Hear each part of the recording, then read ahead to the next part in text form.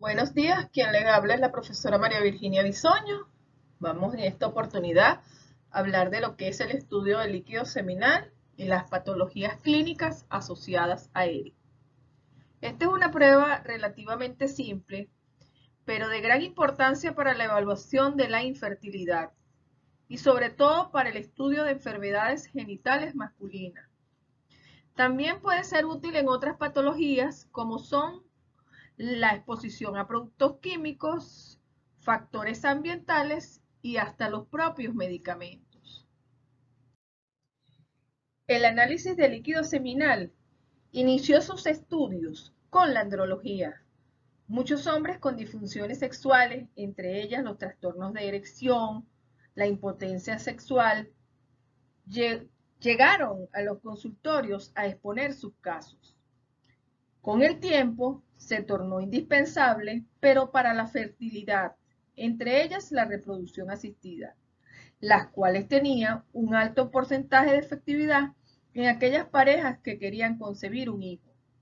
En la actualidad se estudia el semen, ya que su principal factor está relacionado con la producción espermática y se va a valorar a través del espermatograma o espermograma, como le llamamos aquí en Latinoamérica. También es útil para valorar los estados post-vasectomía y en el análisis forense cuando se necesita identificar una muestra de semen durosa después de una violación.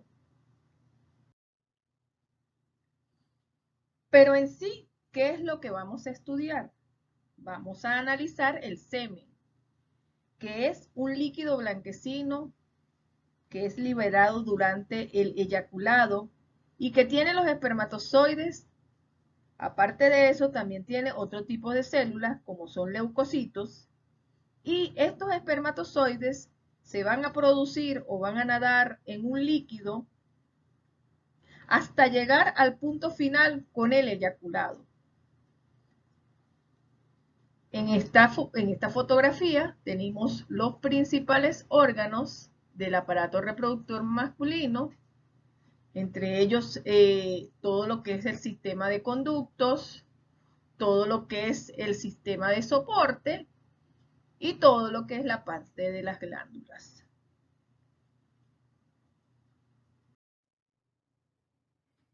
¿Cómo es la producción de este semen? Estos espermatozoides se van a producir por el proceso de espermatogénesis. Es un proceso complejo donde las células madres geminales se dividen y renuevan formando células hijas, que posteriormente se convierten en espermatozoides. Esto va a ocurrir en los túbulos seminíferos, que están en los testículos. Este proceso dura aproximadamente 2 meses para el ser humano.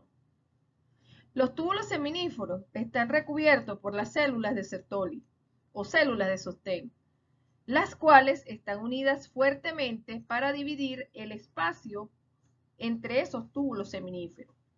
¿Cómo lo hacen? Lo dividen en compartimientos. Un compartimiento basal y un compartimiento luminal. Y allí se forma la barrera hematotesticular con el fin de que esa espermatogénesis almacene en un lugar privilegiado inmunológicamente, o sea, un recinto, a los espermatozoides que se empiezan a producir en la pubertad y que son considerados como extraños por el sistema inmune, ya que este se desarrolla el reconocimiento de lo propio durante los primeros años de vida. El líquido seminal se va a producir en diferentes estructuras glandulares del aparato reproductor masculino. La vesícula seminal va a proporcionar la mayor cantidad de líquido seminal, entre un 40 y un 60%. Aquí está la vesícula seminal. Y se va a caracterizar por poseer prostaglandina 2, aminoácidos y un carbohidrato importante como es la fructosa. Esta fructosa es la que le va a proporcionar la energía al flagelo para propulsarse en el tracto reproductor femenino y también en su mismo tracto reproductor masculino. Otra glándula importante es la próstata, esta que está aquí en amarillo. ella va a aportar un volumen aproximado de 20%. Pero la característica importante que tiene la próstata es que va a proveer la parte ácida del semen. Está compuesto por fosfatasa ácida, ácido cítrico, zinc, y aparte va a tener las enzimas proteolíticas para la coagulación y la licuefacción del semen. Otras glándulas que tenemos son las glándulas bulbouretrales o glándulas de Cooper, que van a adicionar el componente alcalino al semen. Es el que va a neutralizar esa acidez que proviene de la próstata. ¿Y cómo lo hace? Aporta el moco alcalino grueso. Entonces, en esta lámina tenemos cómo es la composición del semen y los elementos que aporta.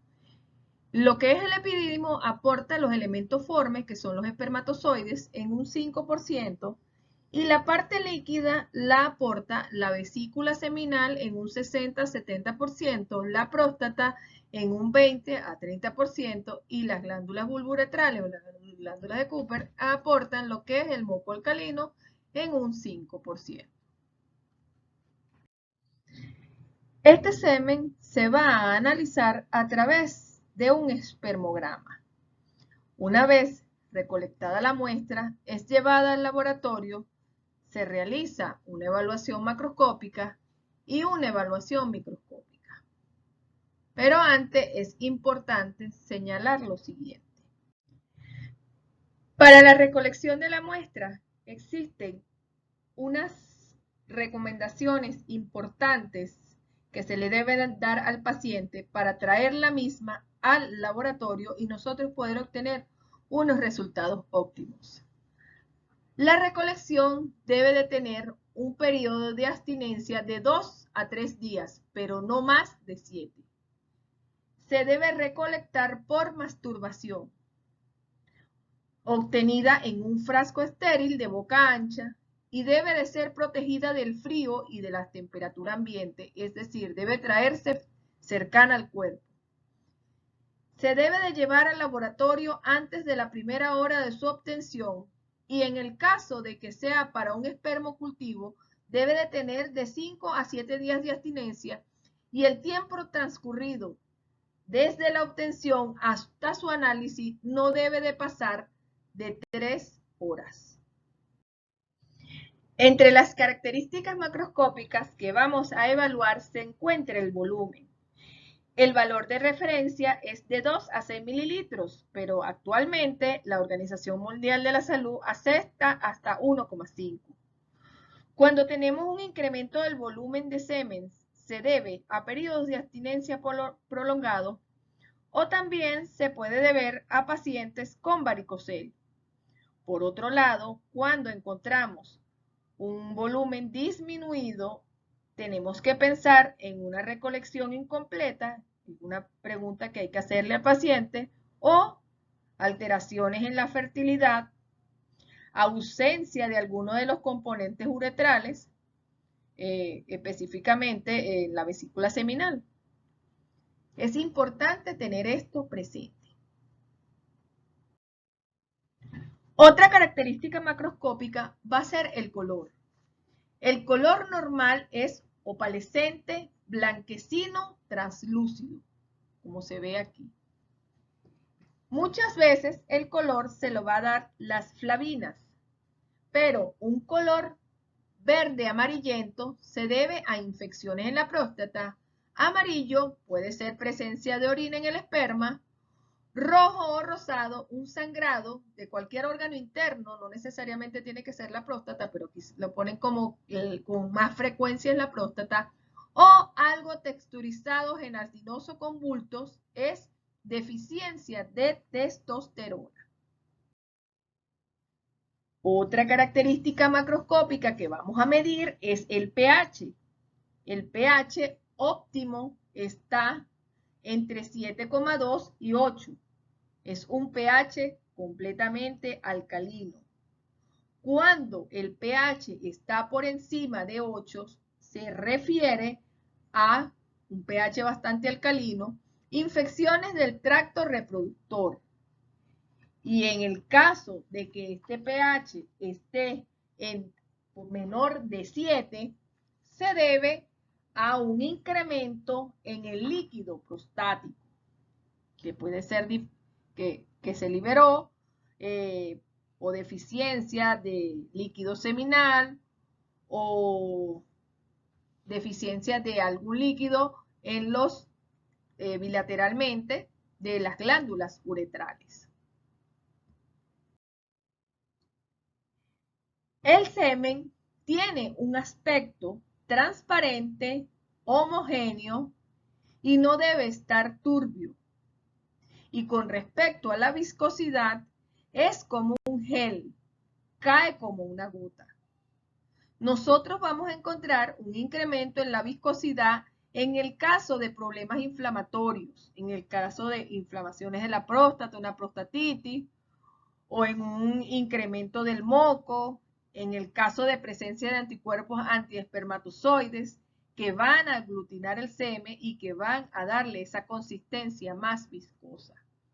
Pero el aspecto general es transparente y viscoso como un gel. El tiempo de liquefacción es importante porque en la actualidad se dice que debe ser 20 minutos o a más tardar media hora. Pero la Organización Mundial de la Salud dice que hay que esperar 1 hora cronómetro o 60 minutos para ver si hay una incapacidad para licuarse. Y de ser así, puede ser por algunas fallas o secreciones inadecuadas de lo que es las secreciones de la próstata. Ahora bien, el semen se va a coagular después de la eyaculación, pero aproximadamente 5 minutos después nuevamente vuelve a licuarse por acción de la fibrinolicina que se produce en la próstata. Si no lo hace, se va a ver o va a quedar como un coágulo pequeño con grumos dispersos y esto se tiene que reportar como una licuefacción incompleta al término de los 60 minutos o sencillamente no licuefactado.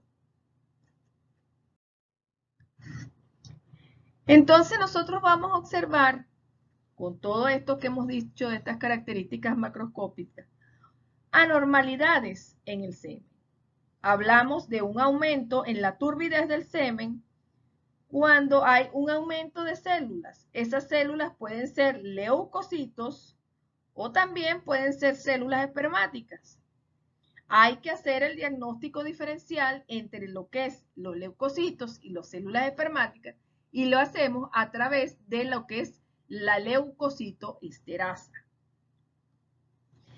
El semen también lo podemos observar con un color rojo, eso se debe a hematíes del sangrado, eso es anormal. Y también lo podemos ver de un color amarillo y se va a deber a una leucocitopenia o en algunos casos abstinencias prolongadas, medicamentos. Y hay ciertas patologías también que cursan con este tipo de color de semen.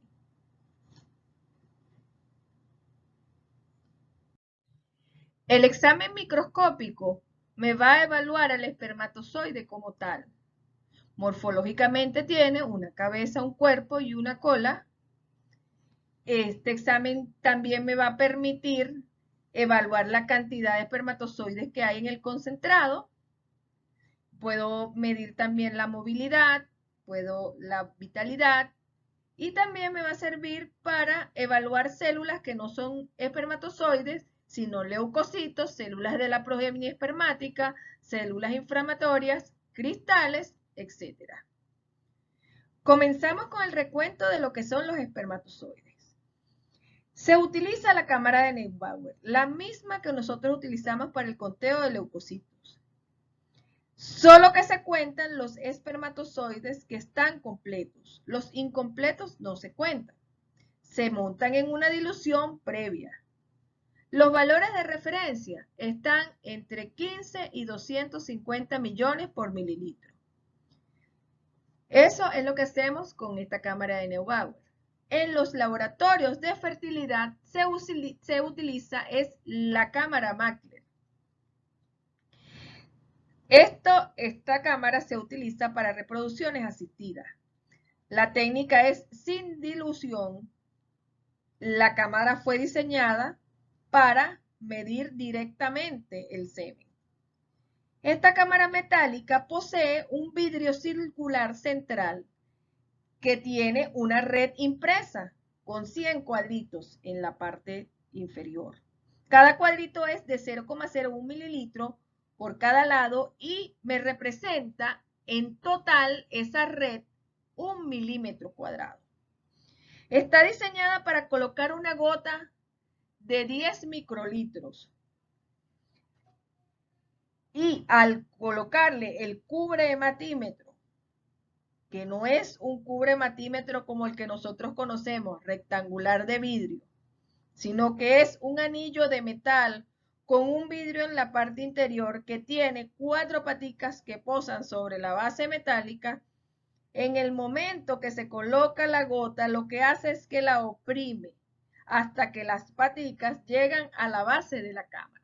Estas 4 paticas que están aquí son la base, no derrama como en el caso cuando colocamos el cubrematímetro aquí, que puede derramar hacia la parte de afuera y quedar más llena la cámara de lo que es. Entonces nosotros, una vez que hacemos el contaje, nos da directamente en mililitros o sea, en millones por mililitro. No tenemos que hacer aquí ninguna dilución de ningún tipo. Entonces, una vez que nosotros hemos hecho el recuento, nos da un cierto valor, ese recuento, y si esa cifra está entre 15 y 250 millones, nosotros estamos hablando de una muestra normal o de un paciente normosospérmico. Si por el contrario nosotros encontramos valores por debajo de 15 millones por mililitro, esos 15 millones se refieren a pacientes oligospérmicos. Esa oligospermia puede ser leve, moderada o severa, dependiendo del valor. Leve sería entre 15 y 5, moderada sería entre 5 y 1 millón y severa sería menos de 1 millón por mililitro. Ahora, si nosotros en vez de 1 millón encontramos es menos de 100.000, el paciente ya no será oligospérmico, sino será criptosospérmico. Y si por el contrario no vemos ningún espermatozoide en la cámara, se considera asospermia.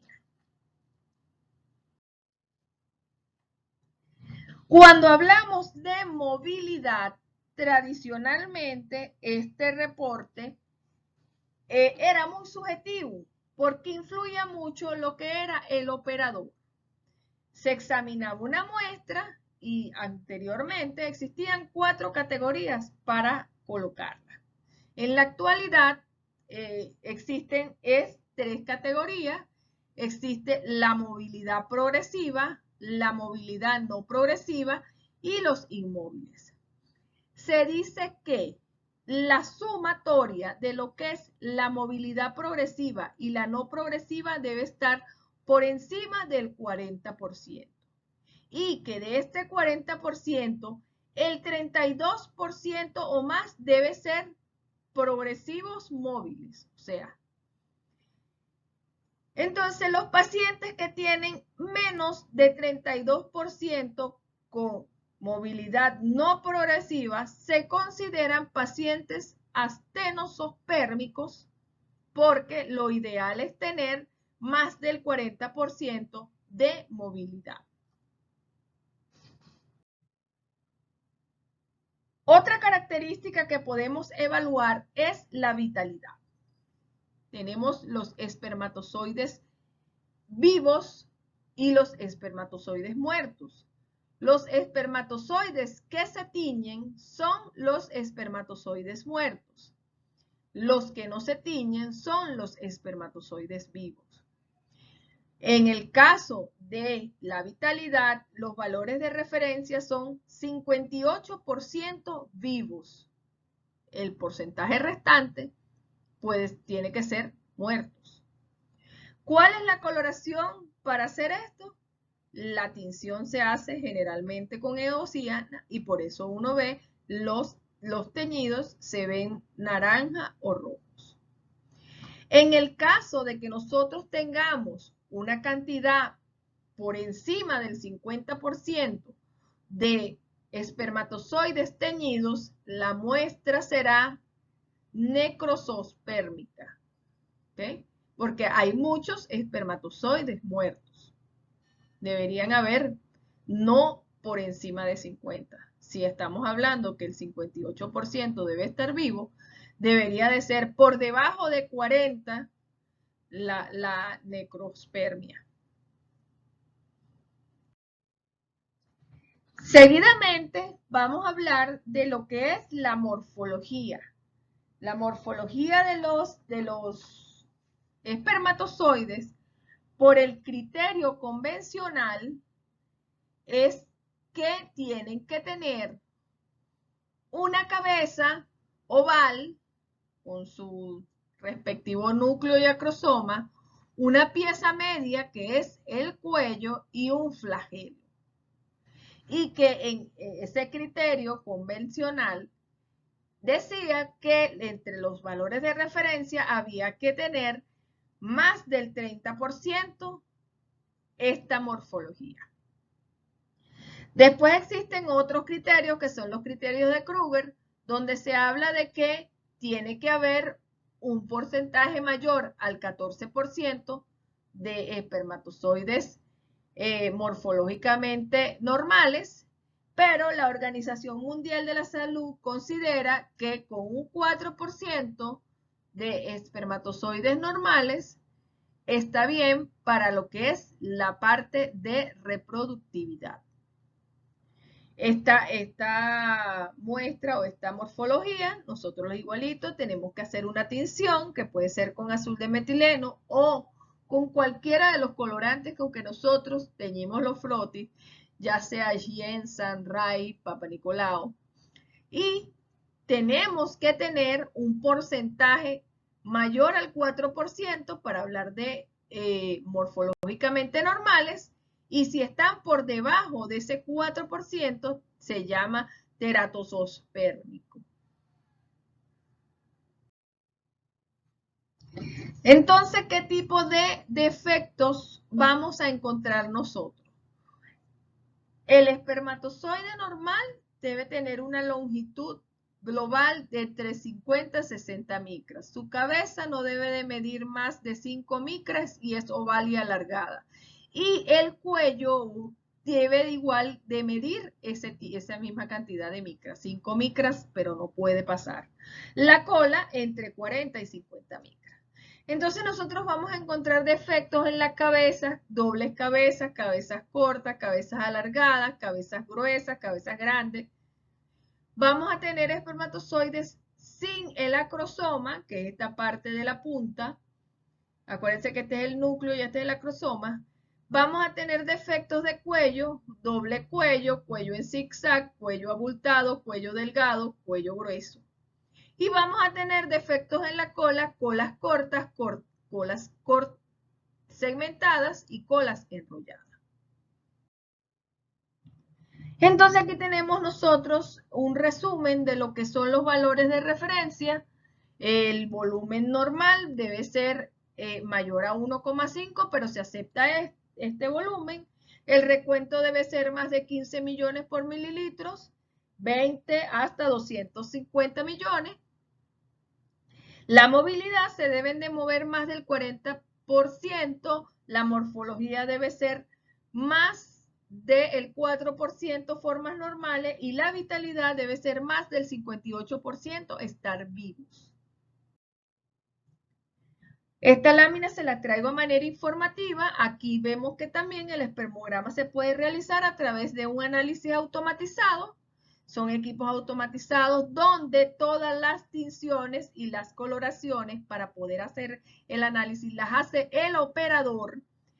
Aquí, si se fijan aquí en la foto, tenemos las varias láminas ya teñidas para hacerle lo que es la parte de movilidad y concentración, el conteo, para sacar la parte morfológica, para hacer la parte de vitalidad y para ver lo que es las reacciones acrosómicas y los leucocitos. Entonces, nada más a manera informativa. Otras pruebas que podemos hacerle al líquido seminal son pruebas bioquímicas. Tenemos que para evaluar la vesícula seminal, tenemos la prueba de fructosa. Sabemos que la fructosa es un carbohidrato necesario para nutrir los espermatozoides y darles la movilidad. Entonces, aquí tenemos el kit de la prueba de fructosa. Los valores de referencia van de 1,2 a 4 nanogramos por mililitro y este se debe hacer después de 2 horas cuando ya el líquido seminal esté líquido. Otra prueba bioquímica que podemos hacer para evaluar la próstata es la determinación de zinc, fosfatasa ácida y ácido cítrico. Aquí tenemos el kit de fosfatasa ácida. Recuerden que la próstata es la que aporta toda la parte ácida de lo que es el líquido seminal. Y para evaluar lo que es el epidídimo, tenemos la alfa-glucosidasa. Aquí tenemos el kit de la alfa-glucosidasa. Los valores de referencia van por encima de 20 miliunidades litros por eyaculado. Otras pruebas que podemos evaluar en el líquido seminal son las pruebas microbiológicas. Estas se utilizan cuando encontramos más de 1 millón de leucocitos por mililitro. Esto es, estamos hablando de una leucospermia. Entonces, estas leucospermias son indicativos de infecciones. ¿Qué es lo que se hace? Se hace un cultivo cuando nosotros observamos en un frotis normal una cantidad de leucocitos significativo. Nosotros vamos a hacer un cultivo de ese esperma, de ese líquido seminal, y lo vamos a observar al microscopio. Dependiendo de qué sea lo que observamos, vamos a tener diferentes tipos de infecciones. Nosotros vamos a tener infecciones a nivel del testículo, a las cuales llamaremos orquitis. Y estas infecciones en el testículo se puede deber a infecciones de transmisión sexual o se puede deber a infecciones por virus, el virus de la papera. Tenemos que hacer el diagnóstico diferencial entre si es una infección de transmisión sexual o es un virus. Podemos tener una epididimitis donde va a haber una inflamación del epidídimo. Puede ser por transmisión sexual o por infecciones bacterianas o también por fármaco. Hay que hacer el diagnóstico diferencial y las dos juntas, que se llama orquiepididimitis. Ambas están aumentadas, alteradas, inflamadas, tanto lo que es el testículo como lo que es el epidídimo. En el caso de la próstata, la prostatitis, ellas van a verse, se pueden ver afectadas por infecciones de tipo bacterianas. ¿Okay? Y lo que van a hacer es que van a influir sobre la concentración de espermática. Y también tenemos que saber a qué germen, a qué tipo de germen, si es aerobio o anaerobio, el que está afectando este líquido seminal. Y que me está dando esa leucospermia que la puedo observar en el frotis. Otras pruebas son los anticuerpos antiespermatozoides. Son anticuerpos que me provocan una aglutinación y esa aglutinación me hace que la persona sea infértil. ¿Okay? Esos anticuerpos son anticuerpos tipo IgA, IgG y en muy pocos casos IgM. Entonces tenemos que saber cuándo es una aglutinación y cuándo es una agregación. Una agregación es por un factor externo, no tiene nada que ver con lo que es la parte de aglutinar, porque ellos aglutinan porque se pegan cabeza con cabeza, cola con cola o puede ser mixto. En cambio, la agregación hay otro factor interviniente ahí, puede ser moco, puede ser células, que provoca esa aglutinación y hace que estos espermatozoides no puedan transitar libremente. Entonces, haciendo la prueba de látex es que podemos saber qué tipo de anticuerpos están aglutinados.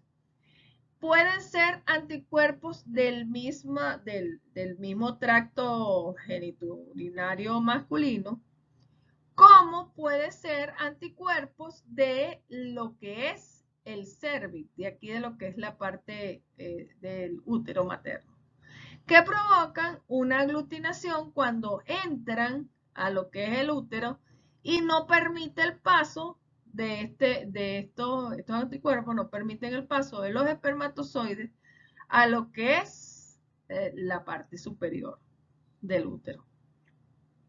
Entonces, así se provocan las infertilidades. Todo eso hay que descartar si los anticuerpos son del mismo hombre, si los anticuerpos es anticuerpo antiespermatozoide, pero lo está produciendo es la mujer. Las secreciones vaginales provocan esos tipos de anticuerpos. Todo eso hay que descartarlo cuando nosotros tenemos o una persona quiere concebir. Por último, estas otras pruebas que tienen que ver con la función espermática tienen que ver con la parte de reproductividad. Cuando hay una incompatibilidad en la penetración y en la migración del esperma dentro de la matriz o dentro de la vagina, hay que ver cuál es la razón. Hay una incompatibilidad moco versus el espermatozoide que no le da entrada, o en el momento que se está haciendo lo que es la parte de la unión espermática de cabeza con lo que es el óvulo, entonces no se está produciendo, eso se llama el fenómeno de emisona. O en el caso de las reproducciones asistidas, no hay una supervivencia de ese semen dentro de lo que es la matriz por alguna viscosidad de esas secreciones vaginales o alguna acidez vaginal que haya o alguna alcalinidad muy fuerte que impida que esos espermatozoides se produzca la reproducción, o algunos anticuerpos que hay ahí mismo, y bueno, y hay muchas fallas relacionadas con lo que es las inseminaciones. De esta manera, nosotros terminamos lo que es el estudio del líquido seminal.